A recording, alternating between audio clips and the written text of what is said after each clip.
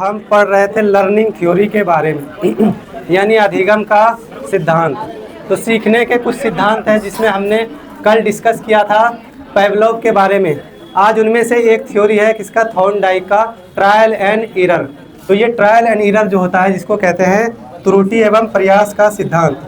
तो किस तरह से इन्होंने बताया कि सीखने में बच्चे जब तक खुद से प्रयास नहीं करेंगे, खुद से गलतियां नहीं करेंगे, तब तक सीखी नहीं जा सकती है या लर्निंग नहीं होगी। तो सीखने के क्रम में बच्चे गलतियां करते हैं और इन गलतियों को हम अवॉइड नहीं करते हैं। तो इनका नियम जो है, इनके बारे में पहले भी थॉर्नडाइक के बारे में हमने एक थ्योरी पढ़ा था। किसी को याद है तो बताएंगे क्या, कौन सा थ्योरी पढ़े थे? नहीं पता ना? पेवलोव ने थॉर्नडाइक का पढ़े थे। एक थ्योरी का नाम था ट्रांसफर ऑफ लर्निंग, था ना, यानी अधिगम का स्थानांतरण। और कितने तरह से स्थानांतरण होता है? 3 तरह से होता है। एक होता है पॉजिटिव, एक होता है नेगेटिव, दूसरा तीसरा जीरो, यानी कि शून्य स्थानांतरण। तो एक स्थिति में सीखी गई चीज़ों का अगर प्रभाव दूसरे पर पॉजिटिव रूप से पड़ रहा है या सीखने में मदद कर रहा है तो उसको कहते थे पॉजिटिव ट्रांसफर ऑफ लर्निंग। और जहाँ पर एक स्थिति में सीखी गई चीज़ों का दूसरे स्थिति में रुकावट डालता था तो उसको कहते थे नेगेटिव ट्रांसफर ऑफ लर्निंग। और एक जगह सीखी हुई चीज़ों का दूसरे जगह कोई प्रभाव नहीं पड़ता था तो शून्य ट्रांसफर ऑफ लर्निंग। तो ये ट्रांसफर ऑफ लर्निंग देने वाले कौन थे? थॉर्नडाइक साहब ही थे। और इन्होंने ही ये ट्रायल एंड एरर का भी सिद्धांत दिया है। और थॉर्नडाइक को ही माना जाता है क्या, एजुकेशनल साइकोलॉजी के जनक। तो कौन है? थॉर्नडाइक। एजुकेशनल साइकोलॉजी के जनक थॉर्नडाइक है। तो सबसे ज़्यादा एजुकेशन के क्षेत्र में थॉर्नडाइक का बहुत ज़्यादा कंट्रीब्यूशन है और इन्होंने सीखने के भी सिद्धांत दिए। तो ये है थॉर्नडाइक साहब, ठीक है। तो इन्होंने दिया कौन सा, ट्रायल एंड एरर के बारे में। Learning is the result of association between, इन्होंने कहा अधिगम जो होता है वो किसके किसके बीच होता है? ये कहा स्टिमुलस और रिस्पॉन्स, यानी कि उद्दीपन और अनुक्रिया के बीच, उद्दीपन और अनुक्रिया के बीच साहचर्य स्थापित करने को ही कहते हैं लर्निंग। तो उन दोनों के बीच जो उद्दीपक होगा, जो स्टिमुलस है, उसके प्रति जैसा प्रतिक्रिया कर रहा है, इसी को इन्होंने कहा अधिगम होगा। अब इस तरह से इन्होंने इनका एक फेमस एक्सपेरिमेंट है जो कि इन्होंने किस पर दिया था? कैट पर दिया है, ठीक है, बिल्ली पर। तो थॉर्नडाइक बिल्ली वाले हैं ये, ठीक। तो इनके थ्योरी का नाम है, ये है फादर ऑफ एजुकेशनल साइकोलॉजी, यानी शैक्षिक मनोविज्ञान के जनक। किसके जनक हैं? शैक्षिक मनोविज्ञान के जनक। पढ़ाया ना पहले? तो शैक्षिक मनोविज्ञान के जनक यानी शिक्षा के जनक जो कहे जाएंगे वो थॉर्नडाइक कहलाते हैं। इनके थ्योरी का अलग अलग नाम है। एक तो SR थ्योरी है और इसी SR को कहते हैं स्टिमुलस एंड रिस्पॉन्स। तो उद्दीपक और अनुक्रिया सिद्धांत कहलाता है इसके थ्योरी का नाम। एक नाम ये याद रखना है। दूसरा है कनेक्शनिज्म, इसको कहते हैं संबंधवाद का सिद्धांत। क्या कहेंगे? संबंधवाद। तो संबंधवाद का सिद्धांत। कनेक्शनिज्म का मतलब हुआ किसी दो चीज़ों के बीच कनेक्शन करना, ठीक है, संबंध स्थापित करना। इनका जो है किनके बीच संबंध होगा? उद्दीपक और अनुक्रिया के बीच, इसीलिए कहा गया इन्हें संबंधवाद का सिद्धांत। फिर इनका दूसरा नाम है ट्रायल एंड एरर थ्योरी, जिसको कहते हैं त्रुटि एवं प्रयास। गलत हो गया त्रुटि क्या? अच्छा देख लेना, थोड़ा सा हो जाता है इधर उधर, 19-20 का ही फर्क है, ठीक है। अच्छा 19-24 का है, कोई बात नहीं। ट्रायल एंड एरर थ्योरी, तो ये नाम है। SR थ्योरी कहेंगे, कनेक्शनिज्म यानी संबंधवाद कहेंगे, या त्रुटि एवं प्रयास। अब क्या त्रुटि और क्या प्रयास देखते हैं। तो इनका एक्सपेरिमेंट है किस पर? एक बिल्ली पर है। तो इन्होंने देखिए यहाँ पर क्या क्या है, एक बिल्ली को एक बॉक्स में बंद करके रखा है। और ये साधारण बॉक्स नहीं है, इनको कहते हैं थॉर्नडाइक का पजल बॉक्स। क्या कहते हैं? Puzzle box. तो ये पहेली वाला बॉक्स है, इतना आसान नहीं कि डायरेक्ट खुल जाएगा। इसमें बहुत सारे पहेली लगा हुआ है, पहेली सुलझाना पड़ता है। मतलब कि यहाँ पर एक लीवर लगा हुआ है, क्या ये लीवर है, और इधर से इस तरह से लगा हुआ पुल लगा हुआ, लीवर दबाएगा तो ये उठेगा, फिर यहाँ से दरवाज़ा खुलेगा। फिर यहाँ पर देखिए क्या रखा हुआ है, एक कटोरी में मछली रखा हुआ है, और मछली रखा हुआ है, और मछली का सुगंध अगर बिल्ली सूंघ ले तो फिर सोचिए इस पर क्या बीतेगी। भूख नहीं लगा हुआ रहेगा तब भी उछलने कूदने लगेगी। और यहाँ पर भूखी बिल्ली को बंद कर दिया गया है। तो खिसियानी बिल्ली खंबा नोचे खूब नोचता है इधर उधर, ठीक है, पूरा एकदम बैठा है, मार रहा है हाथ पर, भूख लगा है, बाहर में मछली दिख रहा है, हाथ भी बढ़ा करके ले रहा है, नहीं जा रहा है बाहर। तो एक बार ऐसा हुआ, इधर उधर नोचते नोचते इस लीवर पे हाथ चला गया, और लीवर पे जैसे हाथ गया यहाँ से दरवाज़ा खुल गया और भाई बिल्ली निकली, खाना खा लिया। तो ये तुरंत नहीं हुआ था, बहुत ज़्यादा प्रयास करने के बाद, थक हार जाने के बाद एक बार लग गया था। तो बोला नहीं फिर इसको बंद करूँ। दूसरे दिन फिर बंद किया, फिर वो मारा इधर उधर, फिर एक बार उसमें लग गया तो फिर खुल गया। अब बिल्ली को थोड़ा सा समझ में आया कि इधर कुछ है, इस जगह इस साइड में हाथ मारने से दरवाज़ा खुल जाता है, तो उधर जा करके फिर मारता था। एक समय ऐसा आया, ये एक्सपेरिमेंट जब बार बार दोहराया गया, तो जैसे ही बिल्ली को बंद करता था बिल्ली तड़ से जाकर के लीवर दाब के निकल जाता था और मछली ले लेती थी। तो अब ये क्या हुआ, पहले तो बिल्ली ने प्रयास किया, क्या क्या प्रयास किया, बार बार प्रयास किया, वहाँ पर गलती भी हुआ। ऐसा नहीं कि पहले बार में उन्होंने सही बटन दबा दिया, नहीं, गलत दबाया, इधर दबा उधर दबा। इस तरह से बच्चे भी सीखते हैं। कहते हैं थॉर्नडाइक का मानना है कि बच्चे पहले गलती करेंगे, पहले बार में ही सही नहीं कर लेगा, पहले गलतियाँ करेंगे, फिर देखेगा इसमें ये चीज़ क्या, तो ये हुआ, बिगड़ गया काम, थोड़ा और सुधार करेगा। तो बार बार जब प्रैक्टिस करेगा, अभ्यास करेगा, गलती करेगा, उनसे क्या होगी, उनकी काम में दुरुस्तगी आएगी। तो जितना ज़्यादा प्रैक्टिस कीजिएगा उतना ज़्यादा आप बेहतर हो पाएंगे, उतने अच्छा से सीख पाएंगे। तो यहाँ पर वही त्रुटि यानी और प्रयास का सिद्धांत, पहले जब वो प्रैक्टिस कर रहा है तो गलती हो रहा है, फिर लास्ट में सफलता मिल जाता है। एक समय ऐसा आता है कि बच्चा सीख जाता है, या बिल्ली सीख गई कि अब मछली कैसे लेना है। फिर यहाँ पर देखिए random movement of the cat, तो ऐसे इधर उधर से मार रहा है हाथ को, तो नहीं निकल पा रही है। फिर यहाँ पर वही कर रहा है, कोशिश कर रहा है, और एक समय ऐसा आया कि दबाया और निकल गया, लास्ट में बिल्ली निकल गई। अब जितने बार बंद करेगा, जाएगा, खटका दाबेगा, निकल करके भोजन ले लेगा। तो ये था प्रयास करना। इसीलिए ये जो है व्यवहारवादी से रिलेटेड है। सबसे पहले थॉर्नडाइक जो क्या है,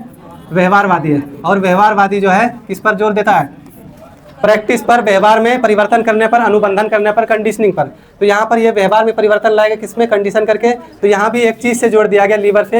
इन्होंने कहा कि बार बार प्रैक्टिस करवाएंगे। वो जो ऑप्शन में आता है वेधन अभ्यास यानी ड्रिल प्रैक्टिस जो आता है, बार बार प्रैक्टिस, तो वो व्यवहारवादी से ही रिलेटेड है। यही जो है बार बार प्रैक्टिस करवाते हैं, किसी काम को बेहतर करवाने के लिए बार बार प्रैक्टिस एक्सरसाइज करवाता है। इनमें, इनके थ्योरी में सबसे मेन जो है वो 3 लॉ है, जिसको कहते हैं प्राथमिक सीखने का नियम। उन्हीं तीनों नियम पर पूरा इसका थ्योरी बेस्ड है। 8 अलग अलग 8 और भी है सेकेंडरी लॉ, लेकिन वो उतना इंपॉर्टेंट नहीं है जितना ये इनका 3 लॉ है। तो त्रुटि एवं प्रयास में आ जाएगा। सब्जेक्ट क्या था, जब साइकोलॉजी में कोई एक्सपेरिमेंट किया जाता है, किसी पर भी एक्सपेरिमेंट किया जाता है, तो उन चीज़ को बोला जाता है सब्जेक्ट। ठीक है, क्या बोला जाता है, सब्जेक्ट। जिस पर प्रयोग किया जाता है उनको सब्जेक्ट बोला जाता है। तो यहाँ पर थॉर्नडाइक में सब्जेक्ट क्या था, बिल्ली। ठीक है, स्टिमुलस यानी उद्दीपक का जो काम कर रहा था वो बिल्ली के सामने रखी हुई मछली थी। ठीक है, मछली क्या काम कर रहा है, उद्दीपक का। और मोटिवेशन क्या होगा, प्रेरणा क्या होगा, सुगंध जो है, या गंध कहेंगे, मछली का जो गंध आ रहा था वो बिल्ली को मोटिवेट कर रहा था। जब गंध नहीं आने लगा तो वो उधर बैठी रहती, लेकिन जब गंध आता था फिर उसको हासिल करने के लिए पंजा मारना शुरू कर देती थी। तो ये मोटिवेशन का काम करता है। फिर एक होता है चालक, इसको कहते हैं, या प्रनोद कहते हैं, जो आपको धक्का दे काम करने के लिए, पीछे से उसका है। ठीक है, चाहे वो आपका जीएफ हो या घर वाला हो, जो आपको पढ़ने के लिए, सीटेट निकालने के लिए उसका रहा है, तो ये आपका ड्राइव का काम करता है, चालक का काम करता है। तो यहाँ पर भूख जो है बिल्ली को, वो चालक यानी पीछे से उनको कह रहा था कि आप जो है किसी तरह दरवाजे खोलिए और मछली लीजिए। ठीक है, किसी तरह बाबू एक बार नौकरी ले लो, फिर घर वाले मान जाएंगे। तो ये चालक है पीछे से। ठीक है, हाँ बोलते हैं ना। अब है लॉज ऑफ लर्निंग। 2 लॉज है, एक है आपका प्राइमरी, जिसको कहते हैं प्राथमिक नियम। क्या कहेंगे, प्राथमिक नियम, प्राथमिक नियम। और दूसरा जो है उसको कहते हैं सेकेंडरी या द्वितीयक नियम। तो सीखने के 2 नियम दिए हैं, हमको याद रखना है सिर्फ कौन सा, प्राथमिक वाला। सेकेंडरी खुद ब खुद छाट लेंगे। और ये 3 इतना आसान है, इसी पर इसका पूरा थ्योरी बेस्ड है। और इसी थ्योरी पर, इसी प्राइमरी लॉज पर फिर आगे का स्किनर का पढ़ेंगे। इसी को उन्होंने बढ़ाया था, आगे लेकर के गया था। तो सबसे पहला है प्राइमरी लॉ में कौन सा, लॉ ऑफ रेडीनेस। रेडीनेस का स्पेलिंग गलत नहीं लग रहा है, हाई एक्स्ट्रा नहीं, ठीक है। तो लॉ ऑफ रेडीनेस को कहते हैं तत्परता का नियम। सबसे पहला नियम कौन सा, तत्परता का नियम। दूसरा नियम है लॉज ऑफ इफेक्ट यानी कि प्रभाव का नियम। और तीसरा है लॉ ऑफ एक्सरसाइज यानी अभ्यास का नियम। तो एक एक करके तीनों को समझते हैं, law of exercise, law of effect, law of readiness. तो ये 3 नियम है सीखने का। इसी 3 नियम के तहत जो है बच्चे सीखते हैं। अब कैसे सीखते हैं, कैसे बच्चे को इससे जोड़ना है, क्लासरूम में कैसे लागू करना है, इनको देखते हैं। ठीक है, आगे बढ़े। सबसे पहला कौन सा था, लॉ ऑफ रेडीनेस यानी तत्परता का नियम। ठीक है, तत्परता का नियम क्या होगा, बच्चा तैयार होना चाहिए, तत्पर होना चाहिए। ठीक है, अब कैसे तैयार होना चाहिए, बच्चा जो है शारीरिक रूप से तैयार होना चाहिए। अब शारीरिक रूप से कैसे तैयार मानेंगे, कोई बच्चा जैसे चलने में दिक्कत आ रहा है, ठीक है, पैर से माजूर है, या कहेंगे कि शारीरिक रूप से बच्चा पढ़ने के लिए आया, 5 किलोमीटर पैदल चल के आया, थक गया बच्चा, तो शारीरिक रूप से क्या हुआ, वो थका हुआ है। अब पढ़ाएंगे तो उनको समझ में कुछ नहीं आएगा, क्योंकि वो तैयार नहीं है। किस रूप से तैयार नहीं है, शारीरिक रूप से तैयार नहीं है। इस तरह से थकान हो सकता है या तबीयत ठीक नहीं है। तो ये सब चीज़ें जो भी शारीरिक रूप से होगा, इसके लिए अगर तैयार नहीं है तो बच्चा सीख नहीं पाएगा। तो सबसे पहला काम होता है टीचर को कि बच्चे को तैयार करें सीखने के लिए। उनके मूड को देखें, उनके स्वभाव को देखें, क्या चीज़ चाहिए बच्चे को, क्या रेस्ट करने की ज़रूरत है या और क्या चीज़ है। फिर इस तरह से दूसरा आता है आपका संज्ञानात्मक रूप से। अब संज्ञानात्मक रूप से कैसे तैयार करेंगे बच्चे को? 5वीं क्लास का बच्चा है और उसको जो है 10th का मैथ पढ़ाने लगेंगे तो समझ में आएगा? क्यों नहीं आएगा? क्योंकि वो कॉग्निटिवली रूप से तैयार नहीं है उस चीज़ को सीखने के लिए। 5वीं क्लास का बच्चा है, जब तक उनका उम्र 10वीं क्लास के बराबर नहीं होगा वो 10th का पढ़ नहीं सकता है। आप कितनों भी समझा लीजिए वो समझने वाला नहीं है। तो सबसे पहला मैच्योर होना चाहिए, बच्चे कॉग्निटिव रूप से तैयार होना चाहिए सीखने के लिए।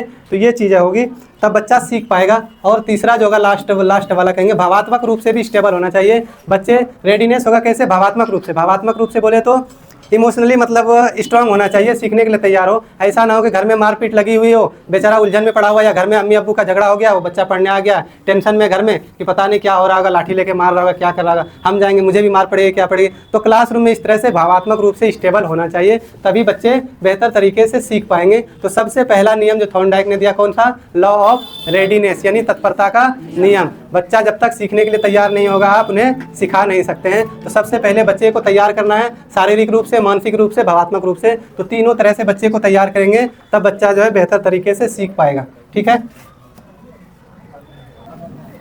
तो यहाँ पर भावात्मक रूप से देख लिया, भावात्मक रूप या कहेंगे संवेगात्मक, यही ना। तो तीनों रूप से बच्चे को क्या करेंगे? सीखने के लिए तैयार करेंगे। देखेंगे तैयार है कि नहीं। जिस लेवल का बच्चे का दिमाग होगा, जितना मैच्योर होगा, उस लेवल का हम आपके उनके टीचिंग में हम मेथड शामिल करेंगे, वो मेथड अपनाएंगे और उनके लेवल का कंटेंट लेकर के आएंगे, तभी बच्चा सीख पाएगा। तो ये हो गया सबसे पहला नियम, तत्परता का नियम। दूसरा नियम जो है वो है आपका प्रभाव का नियम, या सॉरी प्रैक्टिस है ना, लॉ ऑफ प्रैक्टिस, या इसी को कहते हैं एक्सरसाइज। ठीक है, अभ्यास का नियम कहते हैं। तो यहाँ पर अभ्यास दो तरह से होगा, एक तो यूज होता है, एक डिसयूज होता है। ठीक है, अब यूज और डिसयूज क्या होता है? जैसे आप लोगों ने CDP पूरा पढ़ लिया है, जो क्वेश्चन लगा रहे होंगे पीछे का, अलग अलग चैप्टर के जितने भी चैप्टर पढ़ा चुके हैं उनका अगर आप MCQs लगा रहे होंगे तो आपको थ्योरी भी याद होगा, आपसे क्वेश्चन भी बन रहा होगा। और जिन्होंने छोड़ दिया होगा क्वेश्चन लगाना, जो प्रैक्टिस नहीं कर रहे होंगे, तो वो भूल चुके होंगे। तो धीरे धीरे यही होता है, जब आप यूज नहीं करते हैं चीज़ों को, पढ़ी हुई चीज़ों को या कोई भी चीज़ों को अगर लंबे समय तक छोड़ देते हैं तो आप फिर उसमें गलतियाँ करना लगते हैं। जो काम आप बेहतर तरीके से शुरू में कर पा रहे थे, छोड़ने के बाद क्या करते हैं? ज़्यादा गलतियाँ करने लगते हैं, उसमें भूलने लगते हैं चीज़ें। तो ये प्रैक्टिस होता है, इसीलिए बच्चों को प्रैक्टिस करने पर जोर दिया जाता है। जो भी चीज़ क्लासरूम में पढ़ाया जाता है उससे रिलेटेड क्वेश्चन करवाया जाता है, ताकि बच्चे का जो है कॉन्सेप्ट बना रहे, वो चीज़ें लंबे समय तक याद रहे। इसीलिए कहता है यूज का नियम, कहता है प्रयोग का, कि बच्चों को बार बार क्या करवाना है? एक्सरसाइज करवाना है, प्रैक्टिस करना है। अपना जो थ्योरी पढ़े हैं भूल ना जाए, इसके लिए कॉपी पलटा करके देखना है, प्रैक्टिस करना है, क्वेश्चन लगाना है। तो यही चीज़ होता है, लंबे समय के बाद क्या होता है? चीज़ें भूल जाती है। तो इसका क्या महत्व हो गया कि जितना चीज़ पढ़ रहे हैं उसका बार बार रिविजन करें, बार बार आप घर में जाकर के प्रैक्टिस करें। तो यूज में रहेगा तो आपका कॉन्सेप्ट बना रहेगा। जब यूज नहीं करेंगे तो चीज़ें आप भूल जाएंगे, फिर गलती करने लगेंगे। अभी अगर आप जैसे पढ़ रहे हैं, वर्तमान में लगातार पढ़ रहे हैं, तो CDP में 26, 27, 28 नंबर आ जाएगा। 10 दिन छोड़ देंगे तो आपका घट करके 18, 19 नंबर हो जाएगा। क्यों? क्योंकि आप यूज नहीं कर रहे हैं, आपके दिमाग से थ्योरी निकल रही है। ठीक है, अब है लॉ ऑफ इफेक्ट, प्रभाव का नियम। कैसा प्रभाव पड़ेगा? पॉजिटिव निगेटिव किस तरह से? एक एग्जांपल के जरिए पढ़ समझिएगा। यहाँ पे कोई एक देखे होटल खुला हुआ है नया सा, क्या नीचे थी? अच्छा यहाँ भी नहीं, वहाँ उधर चौक पे कोई देखे। ठीक है, तो एक होटल खुला हुआ है, ध्यान से सुनिएगा। अब क्या है नहीं उसका नाम मुझे नहीं पता है। यहाँ से कोई एक आदमी, ये बंदा गया, ठीक है ध्यान से सुनिए, ये बंदा गया वहाँ पर खाने के लिए, एकदम बड़ी शौक से गया कि चलिए आज कुछ अच्छा ऑर्डर करते हैं, नया होटल है। सुन लो भाई, पहले मेरा सुन लो फिर अपना बोलना। ये लड़का गया था होटल, छोड़ो ये नहीं, ये गई थी, ये लड़की गई होटल, ठीक है, कि आज कुछ अच्छा खाएंगे, नया चीज़ मिलेगा खाने के लिए। इन्होंने जा करके ऑर्डर किया, एक डिश ऑर्डर किया, और जब इन्होंने खाया तो इनको इतना मज़ा आया, इतना मज़ा आया कि ये अब जो है कह दिया, उसी दिन मन में ठान लिया कि दोबारा अगर कहीं खाने आएंगे तो इसी होटल में खाएंगे। इसी को कहते हैं प्रभाव का नियम। अगर वो चीज़ आपको अच्छा लग रहा है तो आप दोबारा वो चीज़ करना चाहते हैं, वो चीज़ दोबारा करना चाहते हैं, वो चीज़ दोबारा खाना चाहते हैं।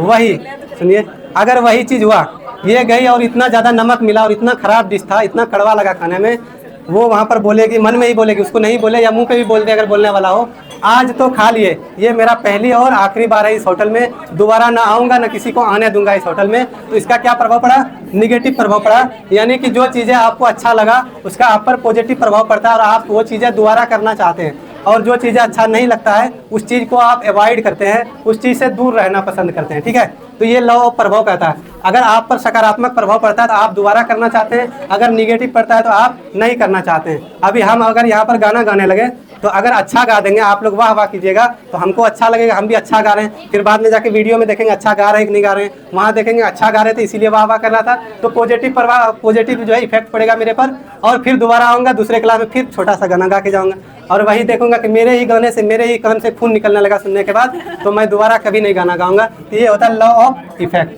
प्रभाव का नियम। तो जैसा प्रभाव पड़ेगा वैसा होगा। लर्निंग कर रहा है बच्चा, सीख रहा है, ठीक है। आप कहते हैं शाबाश बहुत अच्छा, थोड़ी सी गलती हुई है लेकिन बहुत हद तक आपने सही किया, तो बच्चे पर इसका पॉजिटिव प्रभाव पड़ेगा। सीखने के लिए तत्पर होगा और ज़्यादा वो प्रैक्टिस करेगा और एफर्ट लगाएगा सीखने के लिए, क्योंकि उनको पॉजिटिव इफेक्ट पड़ा कि हमने जो किया वो सर ने उनको सराहा, अच्छा कहा, मतलब हम कर सकते हैं। तो आप बच्चे को कहेंगे यू कैन डू इट, आप कर सकते हैं, तो उस पर पॉजिटिव प्रभाव पड़ेगा। वहीं पर लपड़िया दीजिएगा, दोबारा से वो काम नहीं करेगा, निगेटिव प्रभाव पड़ेगा। तो ये है प्रभाव का नियम, ठीक है। और इसी को कहते हैं, जब स्किनर का थ्योरी पढ़ेंगे नेक्स्ट क्लास में, तो यही लॉ ऑफ इफेक्ट से रिलेटेड है। नकारात्मक पुनर्बलन और सकारात्मक पुनर्बलन, उसी पर बेस्ड है पूरा थ्योरी, ठीक है। तो ये था आपका प्राथमिक नियम। 3 नियम कौन कौन से? कौन कौन से 3 नियम? तत्परता का नियम, दूसरा अभ्यास का नियम और प्रभाव का नियम। अब ये सेकेंडरी लॉज है, सिर्फ बैठ करके सुन लेना, याद नहीं करना, ना याद रखना है। क्वेश्चन छांटने के लिए मिलता है, इनमें से कौन सा प्राथमिक नियम नहीं है। अगर 3 नियम याद रहेगा तो इनमें से कोई एक चौथा होगा तो वो टिक लगा देना है। इनमें से कौन सा प्राथमिक नियम है, 3 यहाँ से रहेगा, 1 वहाँ से रहेगा। प्राथमिक याद रहेगा तो किसी को भी छांट सकते हैं। तो सबसे पहला सेकेंडरी लॉ में लॉ ऑफ प्राइमेसी। अब ये जो लॉ ऑफ प्राइमेसी होता है, जो चीज़ें आप पहले सीख चुके हैं उसका आपका कैसा प्रभाव पड़ा, उस चीज़ को आप क्या करते हैं, या तो रिपीट करेंगे या आप उसको हमको छोड़ देंगे। फिर है लॉ ऑफ रिसेंसी, मतलब यहाँ पर आप जो है पहले सीखी गई चीज़ों का रिवीजन करेंगे, याद करेंगे, तो रिसेंसी होता है यानी दोबारा याद करना। Law of intensity of stimulus, तो स्टिमुलस के बीच साहचर्य स्थापित करना, ये कह रहा है। लॉ ऑफ मल्टीपल रिस्पॉन्सेस, तो बार बार आप प्रैक्टिस कर रहे हैं, बार बार प्रतिक्रिया दे रहे हैं, ये कहलाता है law of multiple responses. Law of set और एटीट्यूड, अब एक ऐसा माइंड सेट होता है चीज़ों को लेकर के, कोई भी चीज़ को लेकर के इनका माइंड सेट अलग होगा, इनका अलग अलग होगा। तो ये कहता है अलग अलग माइंड सेट वालों के सीखने का जो है नज़रिया भी अलग अलग होगा। Law of analogy and assimilation, analogy का मतलब होता है समरूप।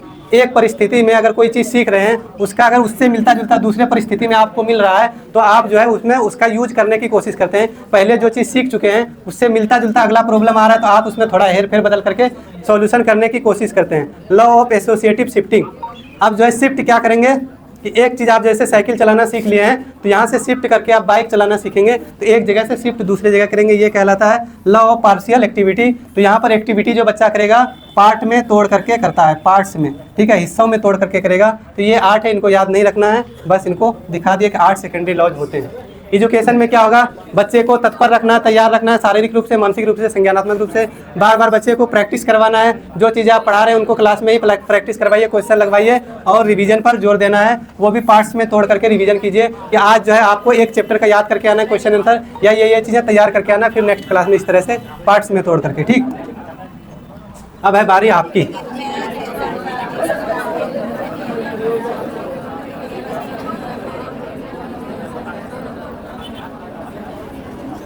कौन सा है, क्लास में थे, कौन सा होगा? 2 नंबर पढ़े हैं। प्राइमरी नियम पूछ रहा है, कौन सा? मुख्य नियम पूछ रहा है। मुख्य का मतलब होता है, ठीक है, कौन सा होगा? 3 नंबर। इधर तो बहु प्रतिक्रिया मल्टीपल रिस्पॉन्सेस है, ये सेकेंडरी में साहचर्य स्थापित करना, सेकेंडरी में आत्मीयता। 3 नियम पढ़े थे यहाँ पर, एक हो गया अभ्यास, दूसरा हो गया तत्परता और तीसरा हो गया प्रभाव। तो यही 3 नियम है, ठीक है, ठीक। नेक्स्ट क्वेश्चन देखिए, बालक अभ्यास एवं तत्परता से सीखता है, उपरोक्त कथन किसके द्वारा दिया गया? किसके द्वारा? थॉर्नडाइक के द्वारा दिया गया। Very good. नेक्स्ट क्वेश्चन देखिए, ये थोड़ा सा अच्छा क्वेश्चन है, जिनसे पूछेंगे वही बताएंगे। चलिए आप बताइए, जो नियम नहीं पढ़े हैं वो भी लगा देते हैं। चलिए, हाँ पीछे से, ठीक है। कब सीखा? अतीत में। अतीत का मतलब पहले, बीते हुए काल में। अतीत की समान पर स्थिति में की गई अनुक्रियाओं के आधार पर नई स्थिति के प्रति अनुक्रिया करता है। तो पहले जो है, पहले का प्रभाव पड़ रहा है दूसरे पर, ठीक है। तो अतीत में जो सीखा हुआ है, पहले जो आप होटल गए थे खाने के लिए, मज़ा आया था, तो अब दोबारा से जा रहे हैं, ठीक है, तो ये किससे रिलेटेड है? सीखने का प्रभाव का नियम से। ठीक है, तत्परता का मतलब हुआ तैयार, तो पहला नहीं है। नेक्स्ट देखिए,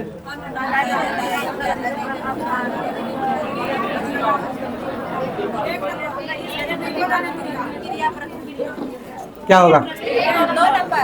2 नंबर। क्रिया प्रसूत अभी पढ़े हैं, एको बार नाम लिए थे। जब नाम ही नहीं लिए हैं तो कैसे हो जाएगा? अंतर्दृष्टि का नाम लिए हैं, इनसाइटफुल लर्निंग कोहलर का है। सेपकरण, आकृतिकरण, शेपिंग नहीं पढ़े। तो कौन सा? उद्दीपक अनुक्रिया, इसी को कहते हैं SR थ्योरी। ठीक है, stimulus response, option number A. Next देखिए,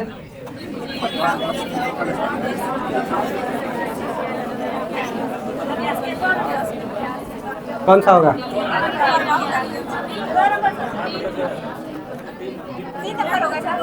इधर से नहीं समझ में आ रहा है। जिन प्रतिक्रियाओं को सीखने के उपरांत संतुष्टि प्राप्त हो, मजा आ गया खा करके, उन्हें सीख लिया जाता है। प्रभाव का नियम। ठीक है, संतुष्टि मिल गया ना, तो प्रभाव पड़ रहा है, इफेक्ट पड़ रहा है, लॉ ऑफ इफेक्ट। तैयार कहाँ हो रहा है? थॉर्नडाइक के प्रयोग में बिल्ली की भूख ने किसका कार्य किया? अभी पढ़ाए थे। भूख क्या था? ठीक है, ड्राइव ना। और ये सफलता तो था नहीं, लक्ष्य नहीं था। प्रेरणा क्या था? मोटिवेशन क्या था?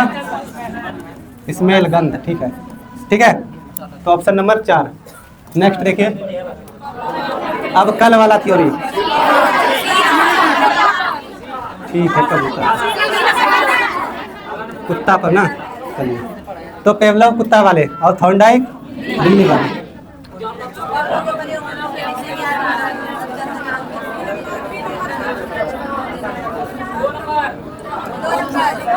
प्रेरणा नहीं था, सृजनात्मक सृजनशील नहीं था।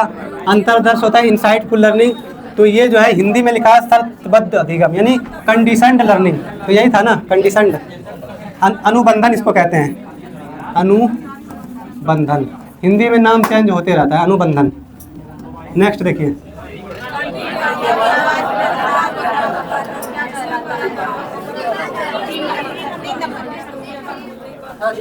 कैसा उद्दीपक होगा?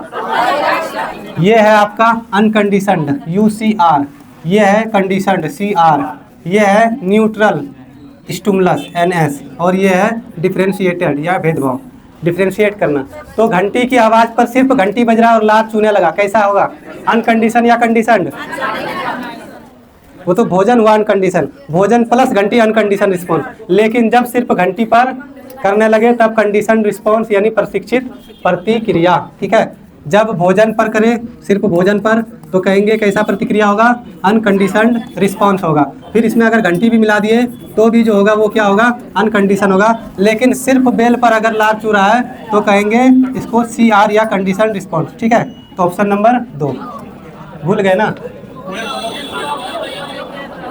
क्या था? प्रशिक्षित यानी कंडीशन रिस्पॉन्स, कंडीशन स्टिमुलस था, यानी ये CS था ना। हाँ ठीक है, ये CS हुआ कंडीशन, और प्रत्याशित हुआ UCS हो गया, और ये हो गया CR हो गया। कोई नहीं, कौन सा होगा? तो भोजन जो है वो कैसा था? अनकंडीशन था, अनकंडीशन स्टिमुलस था, यानी कि अभी कंडीशन नहीं किया गया था। हाँ, ये वाला भी नहीं आया, ये वाला भी नहीं आया। कल थे क्लास में, इंग्लिश में पढ़ालास की होते। घंटी की आवाज़ पर लार टपकाना। तीन केस बताए थे। सबसे पहला था कंडीशन से पहले, कंडीशन से पहले जो बताए थे, यानी अनुबंधन नहीं हुआ था, अभी कुत्ते को सिखाया नहीं गया था, किसी चीज़ से नहीं जोड़ा गया था। तो कुत्ते के सामने जैसे मीट का टुकड़ा लाता था, कुत्ते के मुंह से लार टपकना। तो वो जो गोश्त का टुकड़ा होता था कंडीशन से पहले, उसको कहते थे अप्रत्याशित क्या? उद्दीपन कहते थे। और जो वो प्रतिक्रिया देता था, प्रतिक्रिया भी अप्रत्याशित ही देता था। फिर दूसरा कंडीशन हुआ, कंडीशन के दौरान जब अनुबंधन कर रहे थे तब उस भोजन के साथ घंटी को ऐड किया, यानी कि पहले घंटी बजता था, 1 सेकंड 2 सेकंड या 4 सेकंड के बाद खाना जाता था, भोजन जाता था। तो फिर लार चूता था, तो वो खाना देख के ही चू रहा था शुरू में भी और बीच में भी जब कंडीशन किया जा रहा था। तो अभी घंटी का प्रभाव नहीं पड़ रहा था, घंटी बजता था, खाना जाता था, देखता था, लार टपकता था, तो वहाँ भी प्रतिक्रिया अप्रत्याशित ही होता था। लेकिन प्रशिक्षित जो होता था, ये वाला कब होने लगा? लास्ट वाले में, यानी अनुबंधन के बाद। अब सिर्फ घंटी बजता था और मुंह में लार आ जाता था, खाना नहीं भी आ रहा है तब भी मुंह में सलावा या लार आ रहा है, इसको कहते थे। तो वही सिर्फ घंटी की आवाज़ पर लार टपकाना प्रशिक्षित यानी कि अनुबंधन के बाद का जो प्रतिक्रिया होगा इसी को कहते हैं कंडीशनड रिस्पॉन्स। और यहाँ दूसरे वाले क्वेश्चन में वही है कि भोजन पेवलोव के प्रयोग में क्या था, तो भोजन जो था वो कैसा स्टिमुलस था, अनकंडीशन स्टिमुलस था, ठीक है। और घंटी जो होगा लास्ट में, तो घंटी जो होगा कैसा स्टिमुलस होगा, कंडीशन स्टिमुलस होगा, ठीक। यदि घंटी बजाने के बाद भोजन न दिया जाए तो धीरे धीरे लार टपकना बंद हो जाता है, इसे क्या कहते हैं, पुनर्बलन कहेंगे, विभेदन कहेंगे, लोप कहेंगे या पुनरावृत्ति। लोप कहते थे कि अगर सिर्फ घंटी बजा रहे हैं, बजाते बजाते अब बिल्ली कुत्ता समझ गया कि ये सिर्फ घंटी बजाएगा खाना देगा नहीं, तो ये क्या होता है, बार बार घंटी बजाने से लार टपकना बंद हो गया तो लोप हो गया, इसी को कहते हैं एक्सटेंशन, ठीक है। अब जो है वो कंडीशन से खत्म होने लगा, यानी वो अनुबंधन टूटने लगा। फिर नेक्स्ट है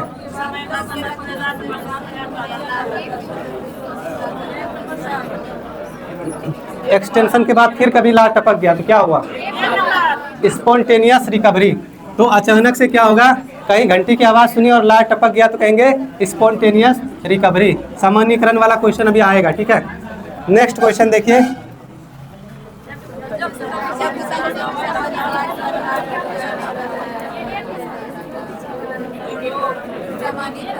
क्या होगा, एक या दो, एक नंबर। समान आवाज पर लार टपकाने लगा तो सामान्यीकरण, ठीक है। और अलग अलग अगर करने लगता भेद तो कहते हैं डिस्क्रिमिनेशन। नेक्स्ट क्वेश्चन देखिए,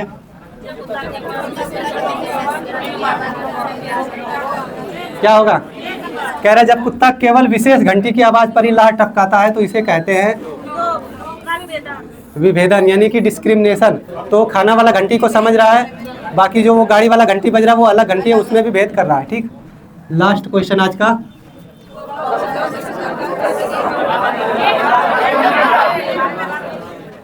पेवलोव, स्किनर, थॉर्नडाइक सभी क्या है, व्यवहारवादी है। यहाँ तक कि जेबी वाटसन जो कि व्यवहारवादी के जनक हैं, ठीक है।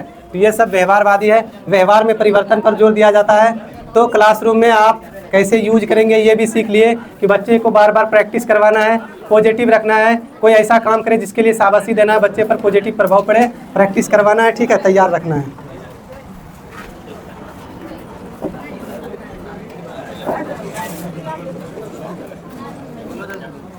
कोई डाउट है क्या, नहीं है।